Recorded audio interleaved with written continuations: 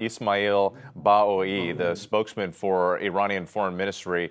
Thank you so much for taking the time to speak with us. First, I'd like to ask you about some of these reports that we're getting that the Ayatollah and the president of Iran were both targeted by these attacks. Can you confirm that the Ayatollah is still the leader and in power of Iran right now? Thanks to God, they are all safe and sound. They're all safe and sound. And are they still communicating and running the country as we speak and determining which counterstrikes and military operations are coming from Iran at this moment?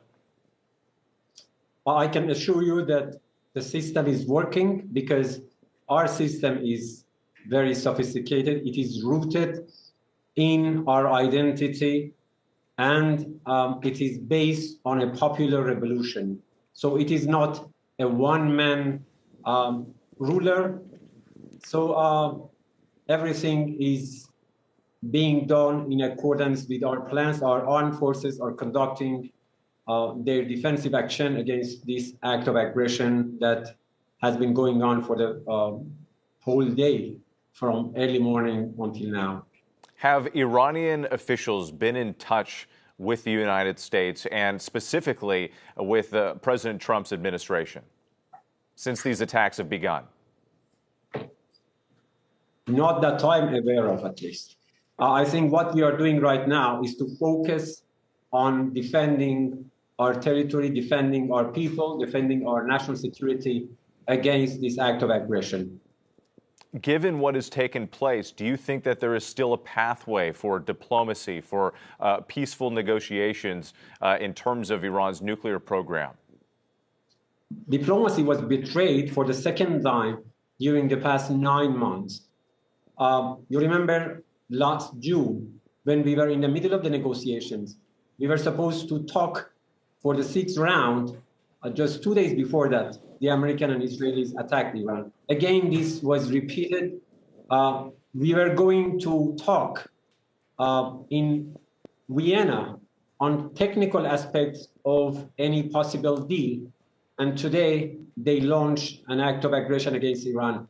And please, I remind you that just yesterday, the Omani mediator told the whole world that the deal was within the reach, and he talked about significant progress. So you can see that the Americans have no value for diplomacy or any diplomatic process. But President Trump, the administration has said that the negotiations were not going well and that Iran was not coming to the table with serious positions when it comes to its nuclear programs. How do you respond to that criticism from the White House? That's not simply true. That's not true. We came to this negotiation with all good faith and seriousness. We said from day one that we would be ready to stay in Muscat or in Geneva or any other place for days and weeks to finalize any possible deal.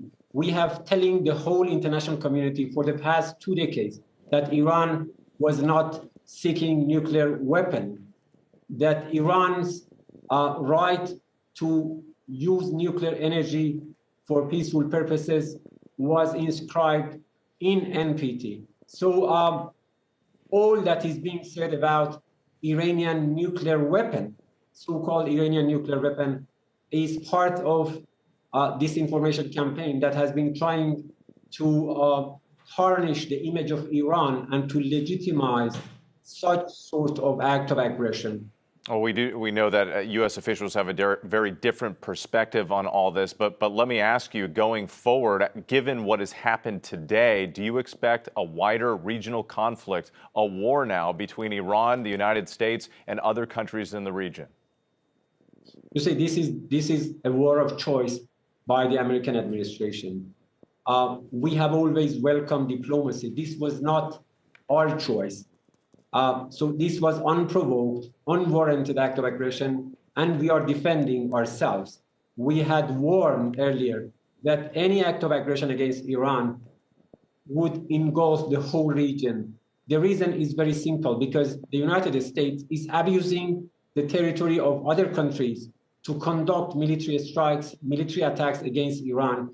And Iran, under international law, under Article 51 of the UN Charter, has no other choice other than defending itself in kind.